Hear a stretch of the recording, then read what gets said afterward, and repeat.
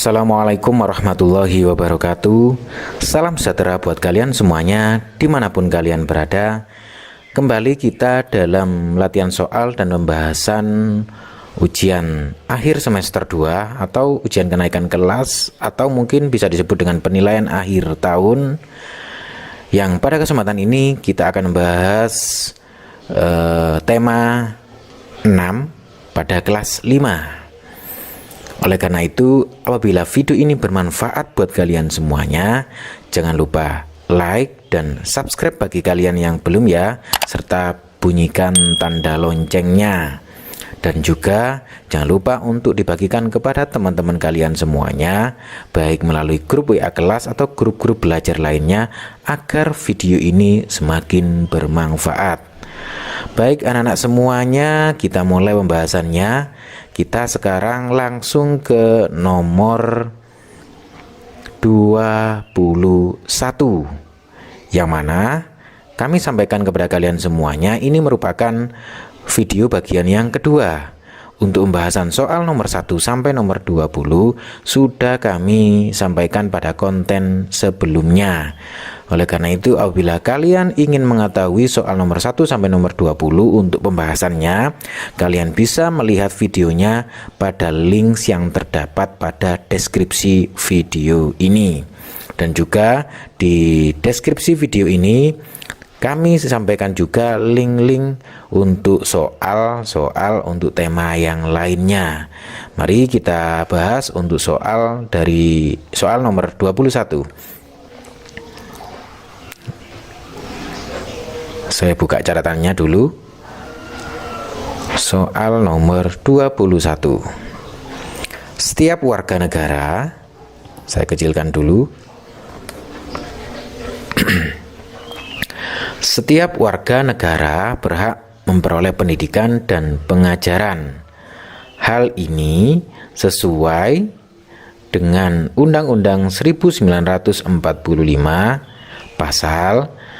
Anak-anak semuanya, untuk soal nomor 21 ini yaitu menanyakan tentang pasal yang berkaitan tentang hak-hak warga negara untuk memperoleh pendidikan dan pengajaran. Oleh karena itu, jawabannya untuk nomor 21 adalah pasal 31, anak-anak.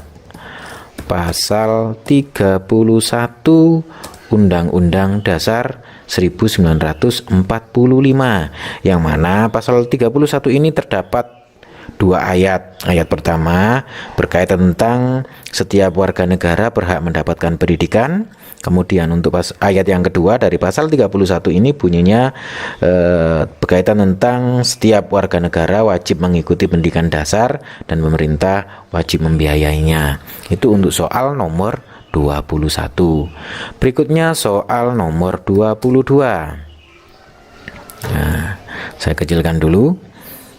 Soal nomor 22. Tindakan memarkir kendaraan secara sembarangan dapat menyebabkan, anak-anak semuanya, ketika kita memarkir kendaraan secara sembarangan, ini akan mengakibatkan kemacetan, anak-anak. Saya tulis kemacetan. Hal lain yang mungkin bisa terjadi jika kita memarkir sembarangan, ini akan membuat jalan semakin sesak. Kemudian selain itu, pengguna jalan akan merasa kurang nyaman dan rawan menyebabkan kecelakaan. Ya, itu. Saya tulis di sini kecelakaan juga termasuk. Oke. Berikutnya soal nomor 23. Agak saya percepat.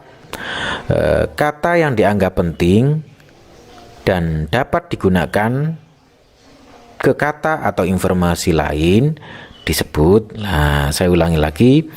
Kata yang dianggap penting dan dapat digunakan ke kata atau informasi lain disebut. Anak-anak semuanya, jawabannya adalah kata kunci, anak-anak. Yang mana kata kunci adalah kata yang dianggap penting dan digunakan untuk menghubungkan ke informasi lain. Berikutnya soal nomor 24, anak-anak. Sebuah teks eksplanasi salah satunya terdiri atas interpretasi. Interpretasi berada pada bagian, anak-anak semuanya, saya jelaskan dulu ya. Yang dimaksud dengan teks eksplanasi adalah teks yang menceritakan prosedur atau proses terjadinya fenomena dengan memaparkan fakta-fakta dan pernyataan-pernyataan yang memiliki sehubungan sebab akibat. Adapun teks eksplanasi ini berisi 3 bagian.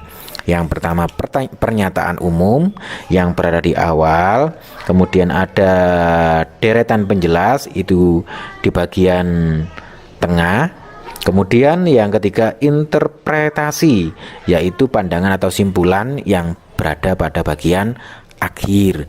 Sehingga jelas untuk soal nomor 24 ini jawabannya adalah pada bagian akhir.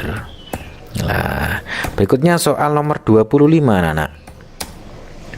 Soal nomor 25. Kabel listrik atau telepon dipasang mengendur untuk menghindari putusnya kabel akibat terjadinya peristiwa. Jawabannya adalah penyusutan anak-anak. Nah, ini saya jelaskan biar kalian semakin paham bahwa pemasangan kabel listrik pada siang hari itu harus dibuat kendur, bertujuan agar pada saat cuaca dingin kabel listrik tidak putus. Hal ini sesuai dengan konsep pemuaian zat, bahwa apabila pada kabel listrik atau kabel telepon yang dipasang kendur pada satu tiang ke tiang lain, agar pada suhu dingin panjang kabel akan mengalami pengurangan dan mengencang atau menyusut, sehingga apabila tidak dipasang kendur saat mengalami penyusutan kabel akan putus. Begitu anak-anak semuanya. Berikutnya soal nomor 26. Pegangan sendok sayur menggunakan bahan plastik karena pegangan sendok sayur termasuk isolator anak-anak. Apa yang dimaksud dengan isolator? Isolator itu benda yang tidak mudah menghantarkan panas. Oleh karena itu tujuannya apa?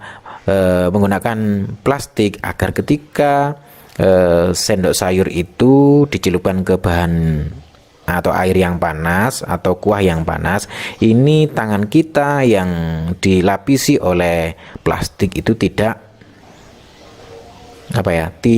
terasa panas begitu. Berikutnya soal nomor 27 anak-anak. Dalam menjalankan industri tempe, Pak Seto membutuhkan pegawai untuk membantunya. Hal ini merupakan pengaruh usaha dalam bidang ini anak-anak semuanya. Di sini jawabannya adalah bidang ekonomi anak-anak. Kenapa kok bidang ekonomi? Karena bidang ekonomi ini terdiri dari 3 bagian, yaitu kegiatan produksi, kegiatan distribusi, dan kegiatan konsumsi. Adapun industri Pak Seto ini termasuk kegiatan produksi, yaitu membuat tempe yang merupakan bagian dari kegiatan ekonomi. Berikutnya soal nomor 28. Masyarakat Pangandaran, Jawa Barat memiliki tradisi gotong royong dalam menangkap ikan yang bernama. Ini ada yang mengatakan bahwa di sini ada kegiatan tradisi jaring eret, anak-anak. Apa yang dimaksud dengan tradisi jaring eret? Bahwa tradisi jaring eret itu merupakan salah satu tradisi menangkap ikan yang ada di Pangandaran, anak-anak. Bahwa nelayan menebar jaring sampai ke tengah laut, kemudian menariknya secara gotong royong. Dalam sekali tebar, nelayan dapat menangkap ikan hampir sekitar 2 kintal. Seperti itu anak-anak. Sehingga tradisi ini disebut dengan tradisi jaring eret dan merupakan jawaban soal nomor 28. Berikutnya soal nomor 29 anak-anak. Tangga nada slendro biasanya memiliki susunan nada. Anak-anak semuanya, tangga nada slendro itu tersusun atas nada do re mi sol anak-anak. Do re mi sol lah anak-anak ya.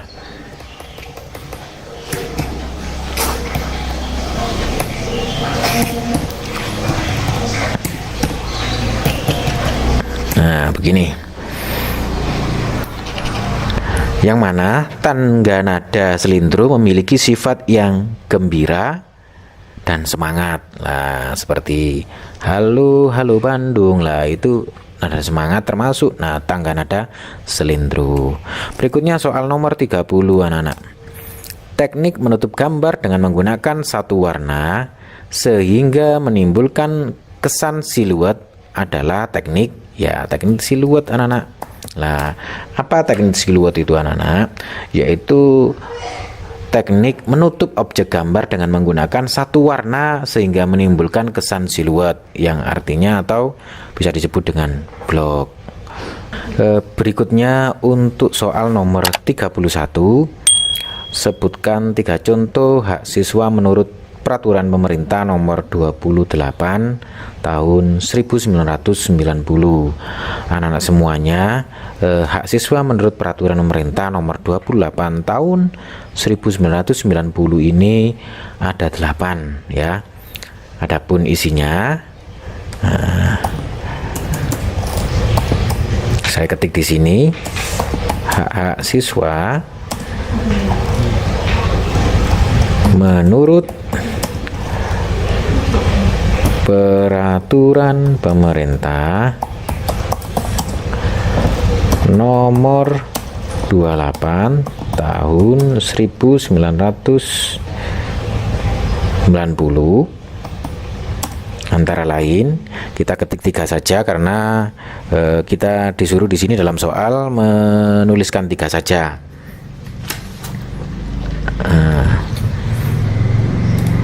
Yang pertama, memperoleh penilaian hasil belajarnya. Kemudian yang kedua, mendapat perlakuan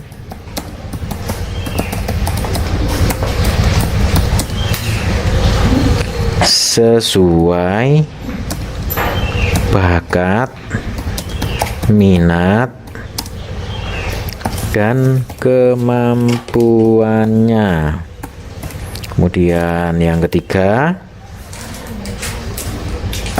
memperoleh pendidikan agama sesuai dengan agama yang dianutnya. Ini anak-anak semuanya 3 contoh hak siswa menurut Peraturan Pemerintah Nomor 28 Tahun 1990 sebagai jawaban dari soal nomor 31. Berikutnya soal nomor 32. Sebutkan langkah-langkah menemukan pokok pikiran sebuah paragraf. Lah, anak-anak semuanya, ini berikutnya adalah langkah-langkah menemukan pokok pikiran sebuah paragraf.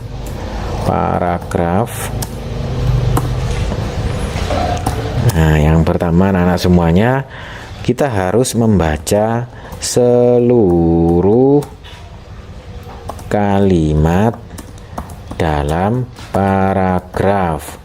Kemudian yang kedua anak-anak semuanya, kita harus memperhatikan kalimat pertama dan kalimat terakhir.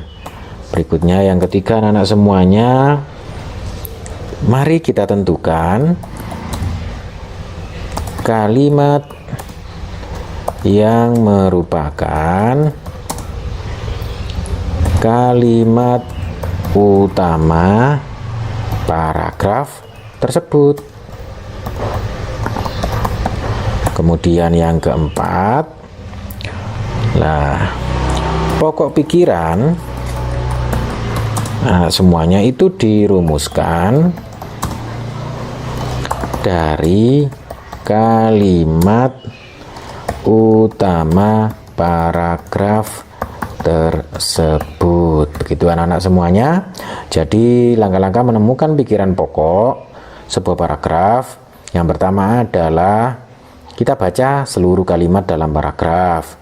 Kemudian kita perhatikan kalimat pertama dan kalimat terakhir. Kemudian yang ketiga, mari kita tentukan kalimat yang merupakan kalimat utama paragraf tersebut. Dan yang keempat, pokok pikiran dirumuskan dari kalimat utama paragraf tersebut. Berikutnya soal yang nomor 33 anak. Sebutkan masing-masing dua contoh peristiwa konduksi, konveksi, dan radiasi. Anak-anak semuanya, mari kita jawab dulu. Yang pertama adalah konduksi anak-anak. Konduksi itu merupakan perpindahan panas secara hantaran anak-anak ya. Perpindahan panas melalui zat padat yang tidak ikut mengalami perpindahan. Nah, itu. Hal ini berarti perpindahan panas pada suatu zat tersebut tidak disertai dengan perpindahan partikel-partikelnya, anak-anak. Nah, oleh karena itu di sini saya contohkan untuk konduksi, yaitu benda yang terbuat dari logam. Ya, benda yang terbuat dari logam itu akan terasa sangat panas jika ujung benda dipanaskan. Nah, kemudian contoh yang kedua dari konduksi, yaitu knalpot motor ya, knalpot motor. Nah, itu kan terbuat dari bahan konduktor. Lah, knalpot motor itu menjadi panas ya, menjadi panas saat mesin dihidupkan. Kemudian anak-anak, berikutnya yang kedua konveksi anak-anak. Nah, konveksi ini merupakan perpindahan panas melalui aliran yang zat perantaranya ikut berpindah. Contohnya yang pertama adalah gerakan naik dan turunnya air ketika dipanaskan. Berikutnya yang kedua, yaitu terjadinya angin darat. Nah, terjadinya angin darat dan angin laut. Itu contoh yang kedua dari peristiwa konveksi. Berikutnya konduksi konveksi, berikutnya adalah radiasi anak-anak. Iya, radiasi.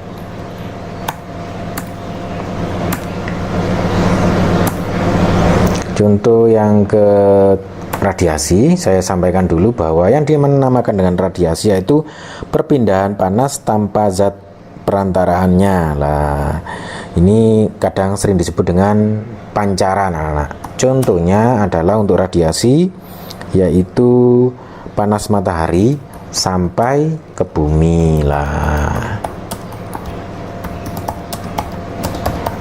Nah, kemudian contohnya berikutnya adalah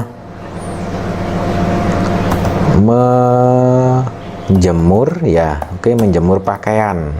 Nah, ini menggunakan peristiwa radiasi anak-anak. Ya.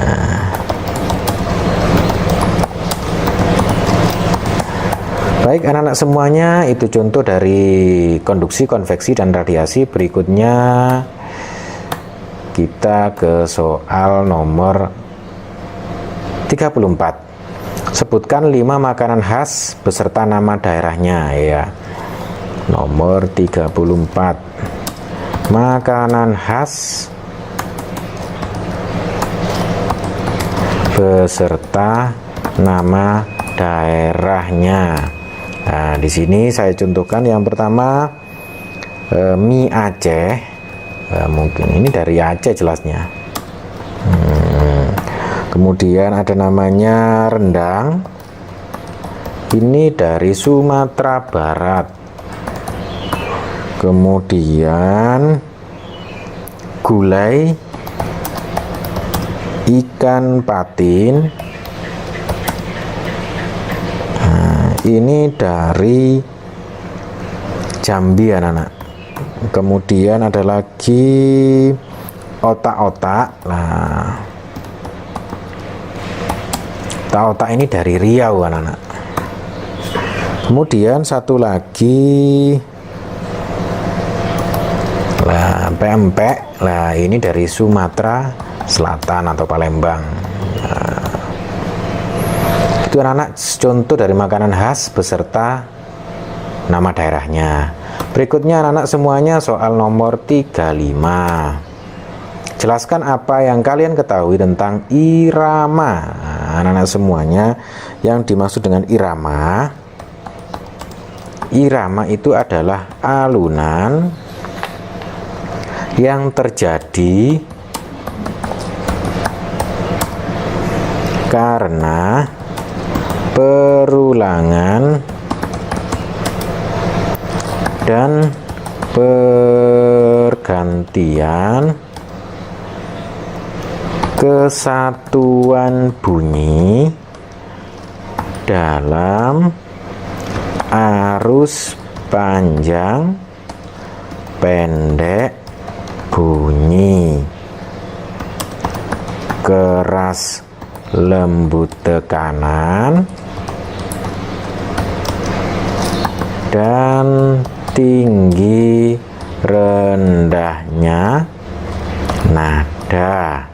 Nah, ini ketika dalam puisi.